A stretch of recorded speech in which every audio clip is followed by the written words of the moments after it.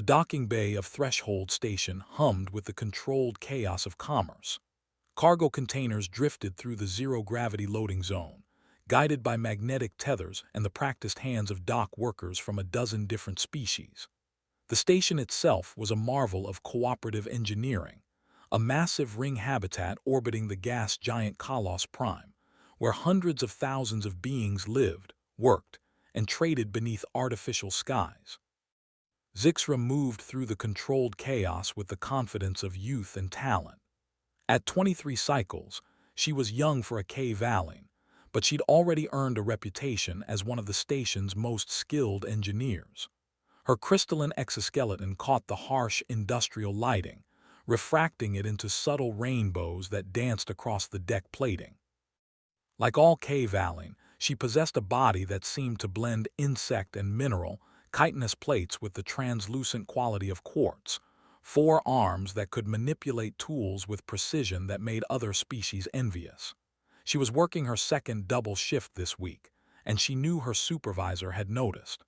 The promotion to lead engineer was within reach. She could feel it.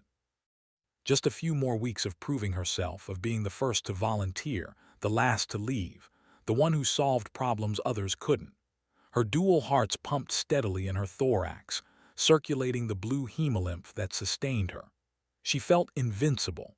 On the other side of the docking bay, Marcus Webb checked the seals on his emergency medical kit for the 3rd time that shift. He'd been on Threshold Station for exactly 14 days, and he still felt like an imposter wearing a paramedic's uniform. Back on Earth, he'd been good at his job. 10 years as a combat medic in the Marines, another 6 in civilian emergency services in Detroit. He knew human trauma medicine like other people knew their own names.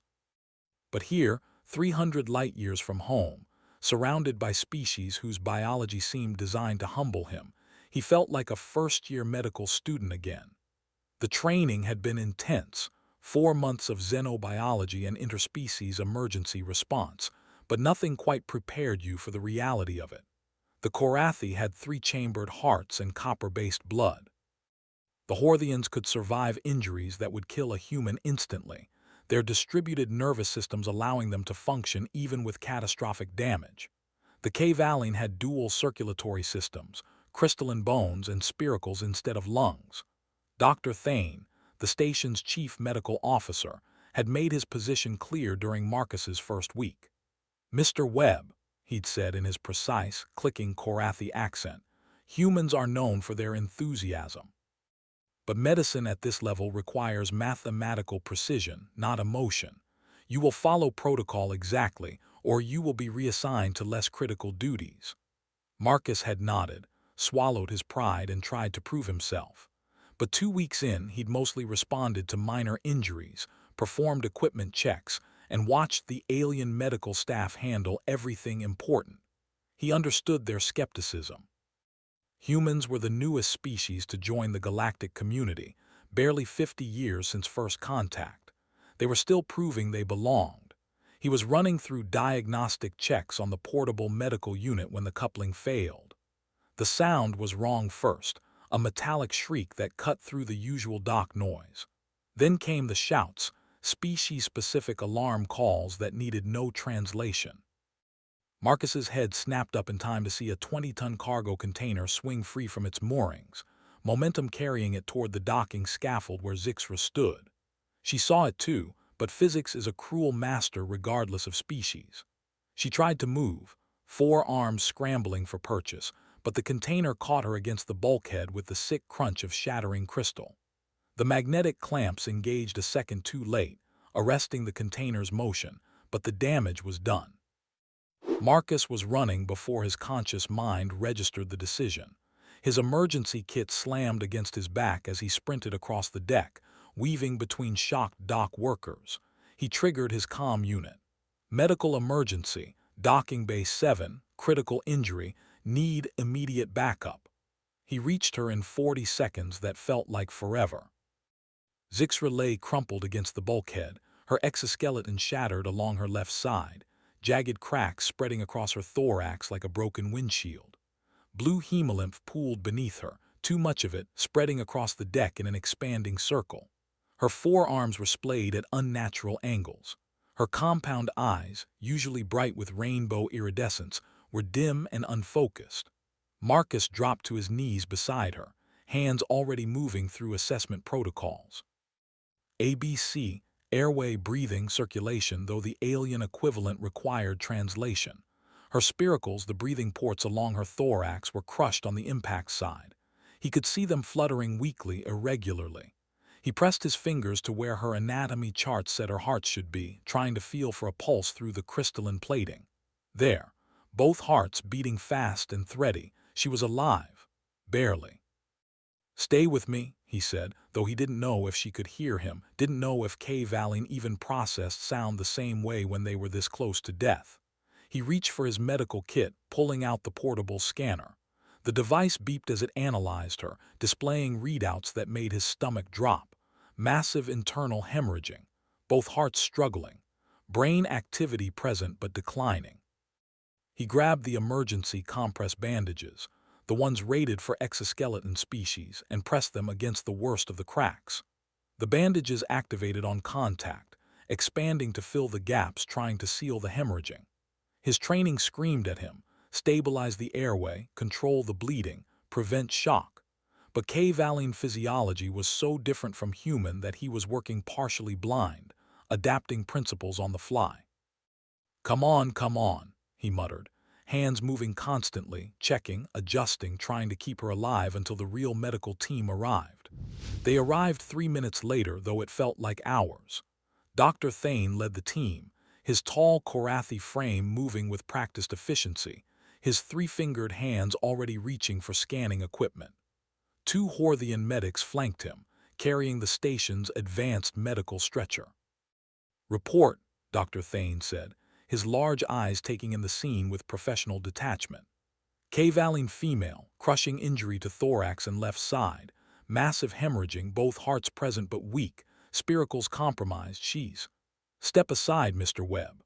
Marcus moved, giving them access, but stayed close. He watched as Dr. Thane ran the medical scanner over Zix'ra's broken body, as the device painted a three-dimensional picture of the damage in holographic light above her. The Horthian medics were already prepping the stretcher, their efficiency speaking to years of experience. Dr. Thane studied the readouts for what felt like an eternity but was probably only 30 seconds. His expression, already alien and hard for Marcus to read, seemed to settle into something resigned. He looked at his team, then down at Zix'ra. "Both hearts have stopped," he said quietly. "Neural activity is in terminal decline. Internal structure is catastrophically compromised." He paused, and Marcus saw something in that pause that he didn't like. "By all Valine medical standards, she is unsavable. Time of death, 14:47 station time. Log it." The words hit Marcus like a physical blow. "What? No, Mr. Webb, the hearts have stopped. Valine cardiac tissue cannot be restarted once both hearts cease simultaneously. This is documented medical fact across 2 centuries of our experience with their species.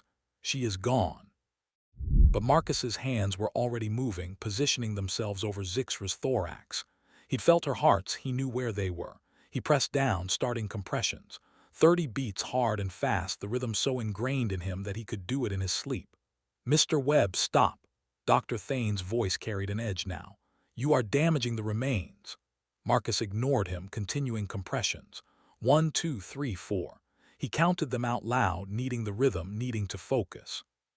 His mind was racing through everything he knew about Valine physiology, dual circulatory systems. The first heart pumped hemolymph through the body. The second pumped a separate oxygenated fluid through a parallel system. They worked in synchronization, but they were separate organs. "Mr. Webb, I am ordering you to cease. You are violating medical ethics and station law by desecrating the dead." "She's only been dead for 2 minutes, Marcus said, not stopping the compressions. "By human standards, that's nothing. Get me the portable medical unit, now." "Human standards do not apply to Valine physiology. You are. Has anyone ever tried?" Marcus looked up, meeting Dr. Thane's alien eyes. "In all those 2 centuries of medical experience, has anyone ever actually tried to restart their hearts?" The pause was damning. Dr. Thane's mandibles clicked in what might have been frustration. The biology does not allow for. That's not what I asked. Has anyone tried? Another pause. No, because the medical literature clearly states. The medical literature is wrong. Marcus went back to compressions. His arms were already starting to ache, but he pushed through it. 30 compressions, check for pulse, nothing, continue. Get me the portable unit. I need the defibrillator function. There is no defibrillator function calibrated for K-Valine biology. Then I'll improvise. Either help me or get out of my way, but I'm not stopping. Dr. Thane stood there, his posture radiating disapproval, but Marcus could see calculation in those alien eyes. Finally, the Korathi physician gestured to one of the Horthian medics. Bring the portable unit and contact station security. If this continues beyond 5 minutes, we will need to remove him by force. The medic brought the equipment. Marcus glanced at it while maintaining compressions, his mind already working through the problem. The unit had electrical stimulation capabilities, used for various medical purposes across different species. It wasn't designed as a defibrillator, but the principle was the same. Electrical shock to the cardiac tissue, attempting to reset the rhythm. I need someone to ventilate her, Marcus said. The spiracles, they need oxygen flow. One of the Horthian medics, whose name tag read Kess, moved forward hesitantly. How? The oxygen mask modified for spiracle breathing. Seal it over the intact spiracles, steady flow, watch for chest rise. Marcus demonstrated between compression cycles. Kess nodded and moved into position. 5 minutes became 10. Marcus's arms were burning now, but he kept the rhythm steady.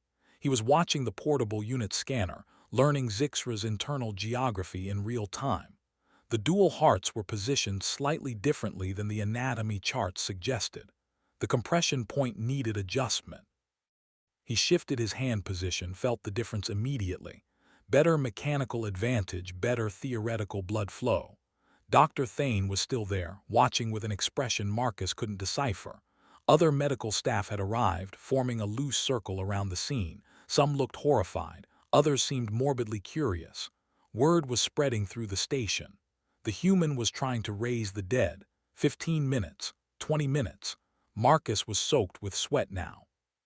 His training had prepared him for this, the long-duration CPR, the marathon of trying to keep someone alive until their body decided to cooperate. His record was 96 minutes on a drowning victim in Lake Michigan. The guy had walked out of the hospital 2 weeks later, but that was human physiology. He knew humans. He'd staked his career on knowing humans. K-Valine were different, and with every minute that passed, doubt crept deeper into his mind. Mr. Webb, Dr. Thane said, his voice gentler now. Even if by some miracle the heart's restarted, she has been without circulation for 23 minutes. Brain death has certainly occurred. You are fighting for an empty shell. Marcus wanted to argue, but he couldn't spare the breath. His compression rhythm faltered for half a second, then he forced it back to steady. He'd read the literature on K-Valine neurology.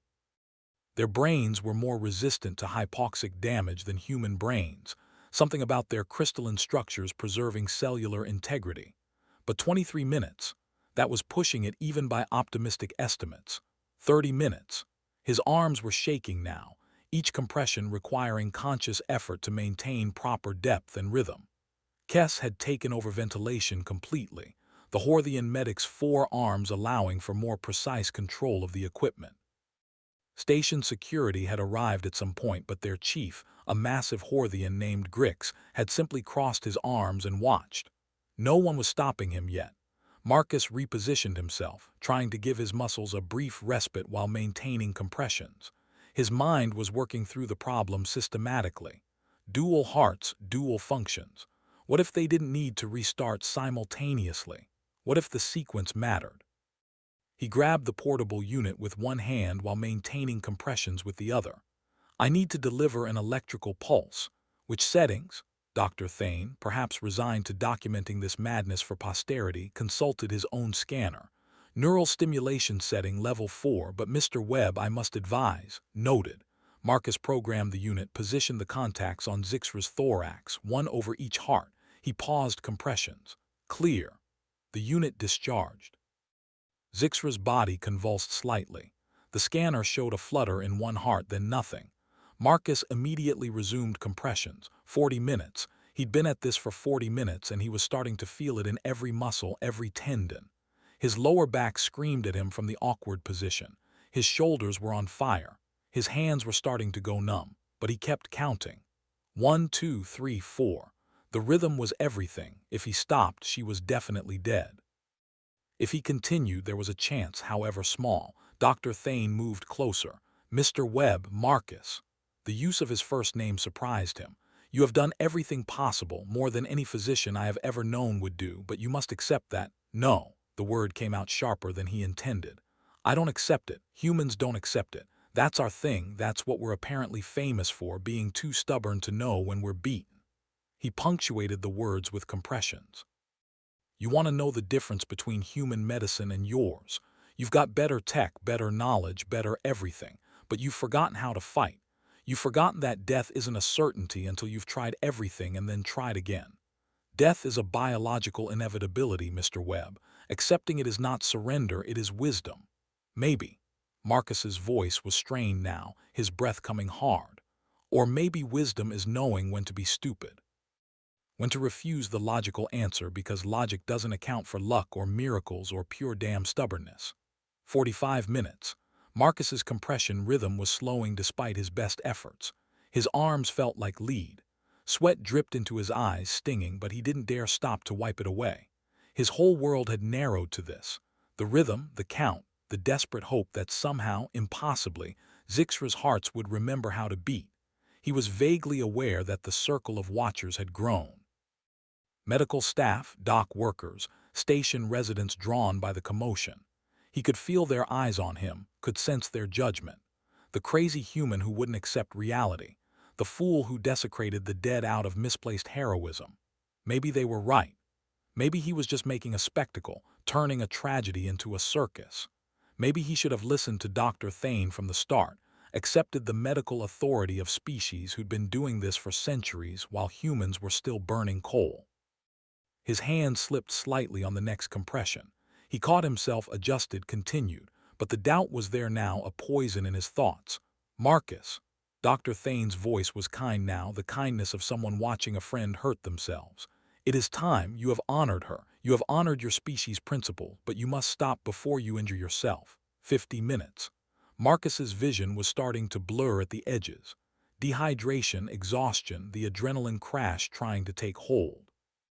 One of the medics had brought him water at some point, and he'd drunk it without stopping compressions, muscle memory taking over while his conscious mind handled the logistics. He looked down at Zix'ra's face. Her compound eyes were still dim, her exoskeleton still shattered. She looked so small, so fragile. Young. She'd been young. Probably someone's daughter, someone's friend. Maybe she'd had dreams, plans, a whole life ahead of her, and he'd failed her. The thought hit him like a punch to the gut, and for the first time his compression rhythm faltered, stopped. His hands stayed on her thorax, but he couldn't make them move. The exhaustion, the doubt, the weight of it all crashed down at once. "I'm sorry," he whispered. Not to the watchers, not to Dr. Thane, to her, to Zix'ra, who died scared and in pain because a piece of equipment failed at the wrong moment. "I'm so sorry." He started to pull his hands away, and then something in him rebelled. Some deep, primal part of his hindbrain that had kept his ancestors alive through ice ages and plagues and wars screamed at him to keep fighting. He thought of every patient he'd saved, everyone he'd lost. He thought of the drowning victim in Lake Michigan, who'd been dead for over an hour by any reasonable standard. He thought of the gunshot victim in Detroit who'd flatlined twice and walked out of the hospital. He thought of every impossible save, every miracle that happened because someone refused to quit. He thought, not today. Death doesn't get this one today. Marcus positioned his hands again, but this time he wasn't just following protocol. He was thinking, really thinking about the problem. Dual hearts, dual functions, different rhythms. The electrical stimulation had caused a flutter in one heart. What if they needed to be restarted sequentially, not simultaneously? What if the timing mattered? Grabbed the portable unit again, adjusted the settings. Lower power but pulsed, two separate stimulations timed 5 seconds apart. It was pure guesswork, improvisation based on incomplete knowledge, but it was something. A new approach.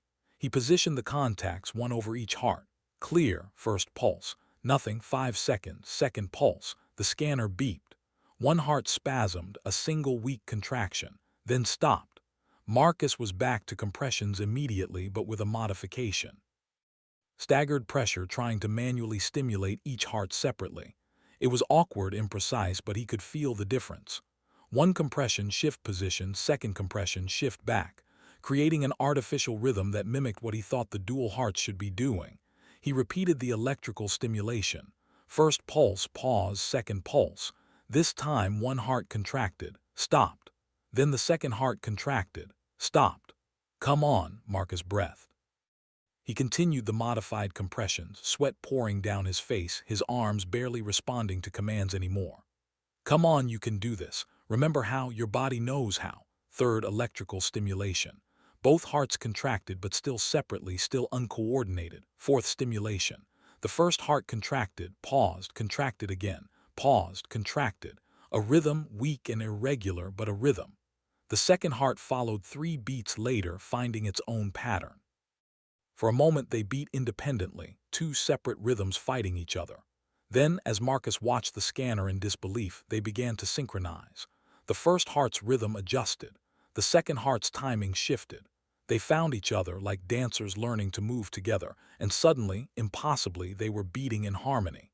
The scanner's alarm changed from flatline to monitoring active. Hemolymph pressure readings appeared on the display. Brain activity, nearly gone, began to spike. Zix'ra convulsed. Her whole body arched against the deck plating, spiracles fluttering wildly. She gasped, a sound unlike anything Marcus had heard before, part whistle, part rasp. Her compound eyes flickered, dim rainbow light beginning to return. The docking bay erupted. Shouts, exclamations in a dozen languages. Someone was crying, someone else was praying. Dr. Thane stood frozen, his scanner held limply in his hands, staring at the impossible made real. Marcus collapsed backward, his arms finally giving out completely. He sat there on the deck, gasping for air, his whole body shaking with exhaustion and relief and disbelief. 52 minutes. He'd kept compressions going for 52 minutes, and somehow, against all logic and medical science, it had worked. Zix'ra was alive. The medical team sprang into action with renewed urgency, no longer handling a corpse but treating a critical patient. They transferred her to the stretcher with practiced care, monitoring equipment lighting up with vital signs that shouldn't exist. Dr. Thane was already calling ahead to intensive care, his voice clipped and professional, but Marcus could hear the tremor in it. As they lifted the stretcher, Zix'ra's head turned slightly. Her eyes, still dim but alive, focused on Marcus for just a moment. He didn't know if she could see him, if she understood what had happened, but he nodded to her anyway. "Welcome back," he whispered. They rushed her away, leaving Marcus sitting on the deck in a pool of blue hemolymph. Kess, the Horthian medic who'd helped with ventilation, approached him slowly. Kess struggled for words. "I have never seen anything like that. In 15 years of emergency medicine, I have never seen anyone fight death like you just did." Marcus managed a weak laugh. "It's a human thing. We're too dumb to know when we're beat." "No," Kess's voice was firm. "Not dumb. Determined. There is a difference." The medic paused. "Will she survive? I don't know." Marcus let his head fall back, staring at the distant ceiling of the docking bay. "The next 48 hours will tell. Brain damage, organ failure, infection. There's still a dozen ways this could go wrong, but she's alive. Right now in this moment she's alive. That's more than she was 10 minutes ago." Station Security Chief Grix approached, his massive frame casting a shadow over Marcus. The human tensed, waiting for the reprimand, possibly arrest for his breach of protocol. Instead, Grix extended one of his 4 hands. "That was well done, human, very well done." Marcus took the hand, let the Horthian pull him to his feet. His legs wobbled, threatening to give out. Grix steadied him. "Go to medical," the security chief said. "Get yourself checked. That's an order, not a request." Marcus nodded, too tired to argue. He gathered his equipment with hands that could barely grip, his emergency kit feeling like it weighed 100 pounds. Other workers were cleaning up the scene, documenting the accident, securing the cargo container that had caused all of this. As he walked toward the exit, he became aware of the silence. Everyone in the docking bay had stopped working, stopped moving. They were all watching him. Dozens of beings from a dozen species, staring at the human who'd just done the impossible. Then someone started a slow clap, a Korathi dock worker, then another. A Horthian joined in. Within seconds, the entire bay was filled with the sound of applause, cheers, and species-specific expressions of approval. Marcus felt his face flush. He wasn't looking for recognition, wasn't trying to be a hero. He'd just done what any paramedic would do, what his training and instinct demanded. But looking at their faces, he saw something he'd never expected. They understood. Maybe not the medical specifics, maybe not the human drive that had made him keep going long past reason, but they understood that they'd witnessed something profound. A barrier broken, a certainty challenged, a life saved that shouldn't have been possible to save. He made it to the medical bay on autopilot, his body running on fumes. The staff there treated him for severe muscle strain, dehydration, and exhaustion. They wanted to keep him overnight for observation. He agreed without argument, too tired to do anything else. In his hospital bed, watching the station's artificial stars wheel overhead through the window, Marcus let himself think about what had happened. 52 minutes of compressions, 52 minutes of refusing to accept death's claim, and somehow, impossibly, it had worked. But the real test was still coming. Zix'ra was alive, but alive wasn't the same as recovered. Brain damage could steal a person away even while their body survived. Organ failure could claim her hours or days from now. Infection could ravage her weakened system. He'd won the battle, but the war wasn't over. He finally drifted off to sleep, exhaustion claiming him, his dreams filled with compression rhythms and the sound of twin hearts learning to beat again. 3 days later, Marcus was back on duty, his arms still sore but functional. He'd been interviewed by station administration, by medical review boards, by journalists from across the station. He'd given the same answer to everyone. He'd just done his job. Dr. Thane had been professional but distant since the incident, and Marcus couldn't quite read the Korathi physician's attitude. Respect, resentment, simple confusion about what to do with a human who turned medical certainty on its head. He was restocking his emergency kit when his comm unit chimed. Dr. Thane's voice came through, carefully neutral. "Mr. Webb, please report to Intensive Care Unit 3. Marcus's heart jumped. He set down the supplies and headed for the ICU at a quick walk. The unit was quiet when he arrived, the soft hum of medical equipment providing a gentle background chorus. Dr. Thane met him at the entrance. "She's awake," the Korathi physician said simply. "She's been asking for you." Marcus followed Dr. Thane into the room.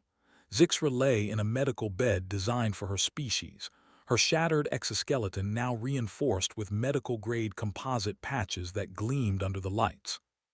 Tubes and sensors connected her to various monitors, but her eyes were bright now, fully conscious and aware. She turned her head as he entered, and Marcus saw recognition in those compound eyes. "You're the human," she said, her voice weak but clear. "They told me. They said I died, that you brought me back." Marcus moved closer, suddenly unsure of what to say. "I just did what I was trained to do, any paramedic would have." "No," she cut him off gently. Dr. Thane explained. "No one else would have tried, no one else has ever tried. The medical literature says it's impossible." She paused, taking a careful breath through her healing spiracles. Why did you try the impossible?" Marcus pulled up a chair, sitting down so he was closer to her eye level. "Because humans don't. We don't accept death easily, not when there's even the smallest chance. Maybe that makes us arrogant or stupid or reckless, but we can't help it, it's part of who we are." "Tell me about human medicine," Zix'ra said. "I want to understand." So Marcus told her. He explained CPR, how humans had learned that the newly dead weren't always permanently dead. He talked about defibrillation, about trauma surgery, about the golden hour. He described the concept of emergency medicine as humanity practiced it. A desperate, determined fight against death itself, refusing to accept the inevitable until every option was exhausted. "Other species have emergency medicine," Zix'ra said slowly, "but it's different. We have the technology to save those who can be saved, but once someone crosses the line, once they're declared dead, that's the end. We accept it. Humans don't accept it." Marcus leaned forward. "We have this saying, they're not dead until they're warm and dead. Because we've learned that cold can preserve, that what looks like death might just be profound injury." We've learned that the human body can be coaxed back from the edge, that hearts can be restarted, that breathing can be restored. He paused. I guess we're the only species that got desperate enough or stubborn enough to develop those techniques, because for most of our history we didn't have advanced technology. All we had was determination and our own two hands, so we learned to fight. Zix'ra was quiet for a long moment. I remember, she said finally. Not much, just fragments. But I remember feeling your hands on my thorax, remember the rhythm. It was like drums, steady, relentless. Even when I was falling into darkness, I could still feel that rhythm and it wouldn't let me go. Marcus felt his throat tight. I'm glad you made it back. I shouldn't have. She looked at him directly. By every measure of K-Valley medicine, I should be dead. Or if not dead, brain damaged beyond recovery. But I'm here, I'm thinking clearly. I'm going to recover fully, Dr. Thane says. She shifted in her bed, wincing slightly. You gave me a second life, Marcus Webb. What am I supposed to do with it? Live it, Marcus said simply. Live it well. That's all any of us can do. Over the following weeks, word of the resurrection spread far beyond Threshold Station. Medical journals requested papers. News services wanted interviews. The story took on a life of its own. The human who raised the dead, the paramedic who refused to accept the impossible. But for Marcus, the most significant change happened quietly in the halls of the medical department. Dr. Thane approached him one afternoon, his posture conveying something that might have been humility in a Korathi. Mr. Webb, Marcus. The physician's voice was formal but not cold. I owe you an apology. I dismissed human medicine as primitive, as lacking in sophistication. I failed to recognize that sometimes sophistication is the enemy of action. Sometimes the most advanced response is knowing when to fight with everything you have, regardless of the odds. Marcus started to respond, but Dr. Thane held up a hand. I have a request. I want you to teach us, the entire medical staff. Teach us your resuscitation techniques. We will need to adapt them for various species, combine them with our technology and knowledge. But the principle, the core concept of refusing to accept death until every option is exhausted, that needs to become part of galactic medicine. Will you help us? Marcus felt something loosen in his chest, a tension he hadn't realized he'd been carrying. Yes, but on one condition. This can't be a novelty act, the human showing off his primitive tricks. It needs to be real training, integrated into standard protocol. Death doesn't care what species you are. Fighting it shouldn't either. Dr. Thane's mandibles moved, and what Marcus had learned was the Korathi equivalent of a smile. Agreed. 6 months later, Marcus stood in training room 5, facing a mixed-species emergency response class. Korathi, Horthian, K-Valine, and even a few brave humans who'd heard about the new protocols. Medical mannequins representing different species lined the room, each equipped with sensors to measure compression depth, rhythm, and effectiveness. The key thing to understand, Marcus said, walking among the students, is that death isn't a light switch. It's not instantaneous for most causes. There's a window, sometimes minutes, sometimes longer, where intervention can make the difference. Your job is to refuse to close that window. Keep it open by force if necessary. He demonstrated on a K-Valine mannequin, showing the modified compression technique he developed through necessity in docking Bay 7. Dual hearts means dual rhythms, but they synchronize. You have to work with that, not against it. Find the pattern, maintain it until the body remembers how. A young Korathi physician raised his hand. But Instructor Webb, the traditional medical literature clearly states that K-Valine cardiac tissue cannot be restarted after both hearts cease. Marcus smiled. The traditional medical literature was wrong.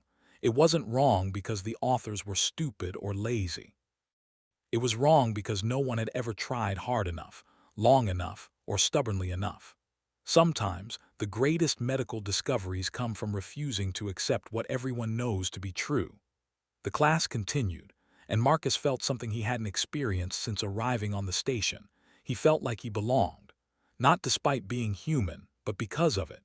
Humanity's stubborn refusal to accept death as inevitable was no longer a quirky characteristic or a primitive holdover. It was becoming part of galactic medical practice, one student at a time. After class, Marcus checked his messages. There was one from Zix'ra. She'd left Threshold Station 3 months ago, accepted into a cultural exchange program on Earth. She was studying at Johns Hopkins, learning human medicine, living on a planet that had perfected the art of fighting death. Her message was brief but warm. Attached was an image of her standing outside a hospital emergency room, her exoskeleton gleaming in Earth's sunlight. The text read, "Spent the day observing trauma surgery. Now I understand. You don't see death as an ending, you see it as a challenge. Every human doctor I've met has that same look in their eyes that you had. That determination, that refusal to quit. Thank you for teaching me that there's more than one way to save a life. Thank you for being too stubborn to let me go." Marcus saved the message, smiled, and headed back to prepare for his next shift. Because the station never slept, emergencies never stopped, and death never took a day off. But neither did he. In the end, that was humanity's gift to the galaxy. Not superior technology or overwhelming firepower or exceptional intelligence. Just the simple, stubborn, irrational refusal to accept that death always wins. The determination to fight even when logic says the fight is over. The courage to try when everyone else has given up. And slowly, one resuscitation at a time, one saved life at a time, the rest of the galaxy was learning to fight back too.